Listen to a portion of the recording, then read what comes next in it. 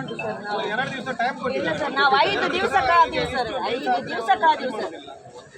ಹಾಂ ಹೇಳಿ ಸರ್. ಹಾಂ ಹಾಂ ಇಲ್ಲ ಸರ್, ಏಕಾಏಕಿಯಲ್ಲ, ಎಲ್ಲರಿಗೂ ತಹಸೀಲ್ದಾರಿಗೆ ಹೇಳಿದ್ದೀವಿ, ಕಮಿಷನರಿಗೆ ಹೇಳಿದ್ದೀವಿ, ಎಲ್ಲರಿಗೂ ಹೇಳಿದ್ದೀವಿ ಸರ್. ನಾವು ಏಕಾಏಕಿ ಮಾಡಲಿಲ್ಲ ಸರ್, ಮಾಡಲೇ ಇಲ್ಲ. ಪಂಚಾಯತಿಗೂ ತಿಳಿಸಿದ್ದೀವಿ ಸರ್, ಏರ್ಪೋರ್ಟ್ಗೂ ತಿಳಿಸಿದ್ದೀವಿ ಸರ್, ಎಲ್ಲರಿಗೂ ತಿಳಿಸಿಯೇ ಮಾಡಿದ್ದು ನಾವು. ಗೊತ್ತು, ನಾವು ಇಲ್ಲಿ ನಿಲ್ತೀವಿ ಅಂತ ಹೇಳಿ ಗೊತ್ತು, ಕಮಿಷನರಿಗೂ ನಿಲ್ತೀವಿ ಅಂತ ಹೇಳಿ ಗೊತ್ತು, ತಹಸೀಲ್ದಾರಿಗೂ ನಿಲ್ತೀವಿ ಅಂತ ಹೇಳಿ ಗೊತ್ತು. ಏಕಾಏಕಿ ಸರ್ ನಾವು ಮಾಡಿದ್ವಿ ಹೇಳಿ. ಇಲ್ಲ, ಎಲ್ಲ ಫೋನ್ ಮಾಡಿ ಎಲ್ರಿಗೂ ಹೇಳಿದ್ದೀವಿ, ಎಲ್ರಿಗೂ ಹೇಳಿದ್ದೀವಿ, ಬರ್ತಾರೆ ನೋಡಿ ಸರ್. ಮೊನ್ನೆ DC ಅಲ್ಲಿ ನೀರು ಹೋಯ್ತು ಅಂತ ಹೇಳಿ ಎಷ್ಟು ಬೇಗ ಬಂದ್ರು ಸರ್. ನಮ್ಮ ಕಡೆ ಯಾಕೆ ಬರ್ಲಿಲ್ಲ ಸರ್? ನಮ್ಮ ಕಡೆ ಯಾಕೆ ಸರ್? ನಾವು ಪಾಪದವ್ರು ಅಂತ ಹೇಳ್ತಾರೆ. ಇಲ್ಲ ಸರ್, ಇದಕ್ಕೆ ಇದೇ ಬರೋದು ಸರ್, ಇದೇ ನಾವು 5 ವರ್ಷದಿಂದ ನರಕ ಬರ್ತೀವಿ ಸರ್. 3 ವರ್ಷ 2:20ಕ್ಕೆ ಒಂದು 40 ದಿನದ ಕೂಸಿತ್ತು ಸರ್. ಈಗ ಎತ್ಕೊಂಡು ನಿಂತಿದ್ದಾರೆ ಗೊತ್ತಾ ಸರ್? 40 ದಿನದ ಪರಿಹಾರ ಇಲ್ಲ, ಏನು ನಮಗೂ ನೋಡಿ. ನಮ್ಗೊಂದು ನಾನು ಈಗ ಹೇಳ್ತೀನಿ, 80 ವರ್ಷ, ಒಂದು ನಿಮಿಷ, ನಾವು 5 ವರ್ಷದಿಂದ ನರಕ ಬರ್ತಿದ್ದೀವಿ ಸರ್. ಹೋದ ವರ್ಷ 4 ಬಾರಿ ನೀರು ಬಂತು ಸರ್, ಎಲ್ರಿಗೂ ತಿಳಿಸಿದ್ದೀವಿ. ಯಾರು ಬರಲ್ಲ ಸರ್, ನಮ್ಮ ಕಡೆ ಯಾರು ಬರಲ್ಲ, ಬಿಡಿ ಅದು ಬಿಡಿ ಸಾಯಿ.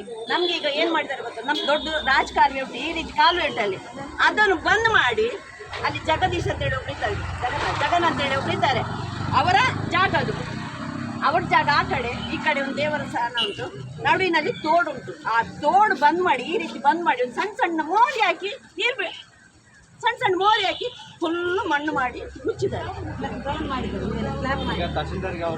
ನಮಗೆ ನಾವು ನೋಡಿ ಸರ್, ನಾನು ಹೇಳ್ತೀನಿ ಒಂದು ನಿಮಿಷ ಸರ್. ನಮಗೆ ಏರ್ಪೋರ್ಟು ಆ ತೋಡು ಮಾಡಿಕೊಡೋದು ಬೇಡ, ಗೌರ್ಮೆಂಟ್ ಪಟ್ಟಣ ಪಂಚಾಯತಿ ಮಾಡಿಕೊಡೋದು ಬೇಡ.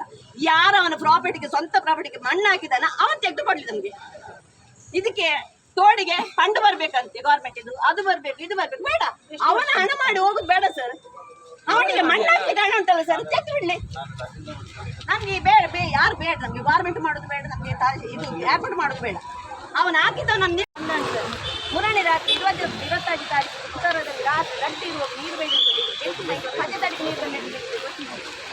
ನಾನು ಟೀಚಿಗೆ ಬಿಟ್ಟು ಬರ್ತದಲ್ಲ ಸರ್, ಇರುವಾಗ ನೀರು Sona Masuri rice 1 quintal ಕಜಿ rice, 1 kg ತೊಗರಿ ಬೇಳೆ, 25 kg ಉದ್ದು ಬೇಳೆ, ಅವು ಪೂರ ಶನಿವಾರದಲ್ಲಿ ಮಧ್ಯಾಹ್ನ 12 ಗಂಟೆಗೆ ಸಾಮಾನು ಗಂಟೆ ಸರ್, ಸ್ವಲ್ಪ ಸಾರದ ಸಾಮಾನು ಗಂಟೆ ತಕ್ಕಿನಿ ಅದು ಗೊತ್ತುಂಟು. ಪೂರ ಅವು ಆಂಡ್ ಫ್ರಿಡ್ಜ್ ಇಜ್ಜಿ, ಗ್ರೈಂಡರ್ ಇಜ್ಜಿ, ಓಲೆಜ್ಜಿ ಬಿಡಿ ಏನಿಲ್ಲದಲ್ಲ ಅನಿವಾರ್ಯ ಅವು ಪೂರ ಪೋತು ಸೈತೆ ಮಾಡಂಜಿ ಪಾತ್ರದ ಫಲ ಇತ್ತು. ಎಂತ ಬೇಕು ಪರ್ಮನೆಂಟ್ ಸೊಲ್ಯೂಷನ್ ಕೊಡ್ತದೆ. ಎಂಟ್ಲಿಗೆ ನೀರು ಅರಕ್ಕೆ ಬರ್ತಿನ ಕೈದವಳು ಎಂಟು ಈಜಿ ಪರಿಹಾರ ಆಗ್ತದೆ, ಎಂಟು ಈಜಿ ಖರ್ಚು ಆಗ್ತದೆ, ಈಗ ಲಾಸ್ ಉಂಟು. ಎಂಟು ಈಜಿ ಲಾಂಗ್ ಇರ್ತದೆ ಮಂತದ ಕಾಸು ಇರ್ತದಲ್ಲ ಮಂದಿನದ್ದು, ಎಂತ ನೀನು ಪರಿಹಾರ ಸಿಕ್ಕೋದು 5 ದಿನ ದಿಂಚ ಫೋನ್ ಮಾಡ್ತದೆ ಸರ್.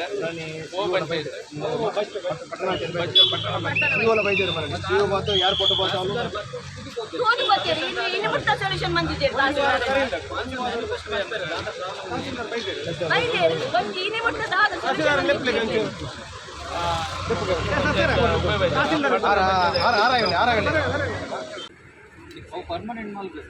ನಮಗೆ ಪರ್ಮನೆಂಟ್ ಮಾಡಬೇಕು, ನಮಗೆ ಇದಕ್ಕೆ ಸೊಲ್ಯೂಷನ್ ಪರ್ಮನೆಂಟ್ ಬೇಕೇ ಬೇಕು ನಮಗೆ. ಇದಕ್ಕೆ ಮೊನ್ನೆ 26 ತಾರೀಕಿಗೆ ಬುಧವಾರ ರಾತ್ರಿ 2:20ಕ್ಕೆ ನೀರು ಬಂದಿದೆ ಸರ್. ನಮ್ಗೆ 2:20ಕ್ಕೆ ಮಲಗಿದ ಹೊತ್ತು ನಮಗೆ, ನಮ್ದು PG ಮುದ್ದು ಮಾಡುವವರು ನಾವು, ನಮ್ದು ಎಲ್ಲ ಇದ್ದವು 90,000 ಗ್ರೋಸರಿ ಹೋಗಿದೆ, ದೊಡ್ಡ ದೊಡ್ಡ ಗ್ರೈಂಡರ್, ಫ್ರಿಡ್ಜ್ ಎಲ್ಲ, ವಾಷಿಂಗ್ ಮಿಷಿನ್ ಎಲ್ಲ ಹೋಗಿದೆ ಸರ್.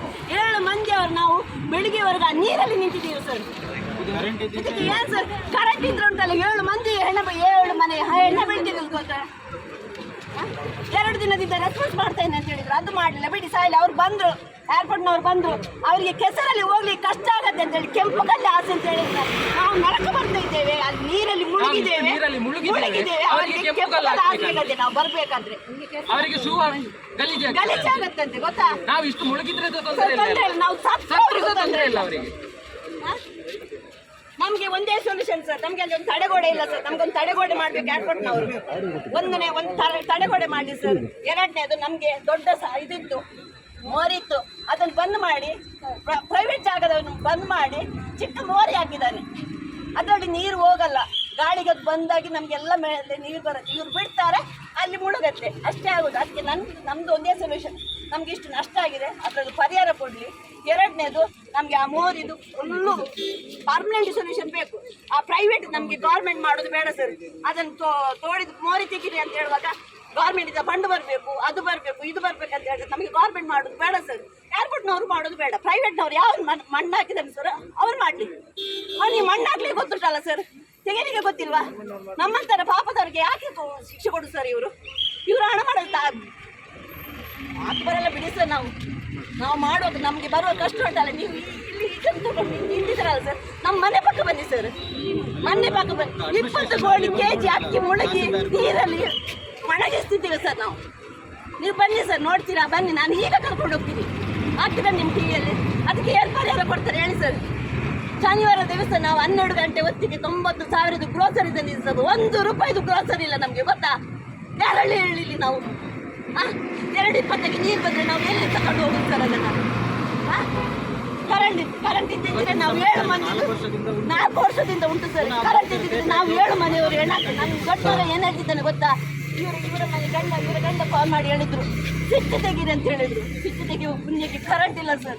ಇವನು ಹೇಳ್ತಾ ಇದ್ದಾನೆ, ಅಮ್ಮ ಕರೆಂಟ್ ಇದ್ದದ್ದು ನೀವು ಪುನಃ ಹತ್ತೋದೆ ಅಮ್ಮ ಬಂದ್ವಿ ಹೇಳ್ತಾ ಇದ್ದಾನೆ, ಗೊತ್ತಾ? ಹೆಣ್ಣು ಹಾಕ್ತಿದ್ವಿ ಅಂತ ಹೇಳ್ತಿದ್ದಾನೆ. ಹಾಗಾದ್ರೆ ಅವನ ಆ ರೀತಿ ಹೇಳ್ಬೇಕಾದ್ರೆ ನಮ್ಗೆ ಎಷ್ಟು ಬೇಜಾರಾಗ್ಲಿಕ್ಕಿಲ್ಲ ಸರ್.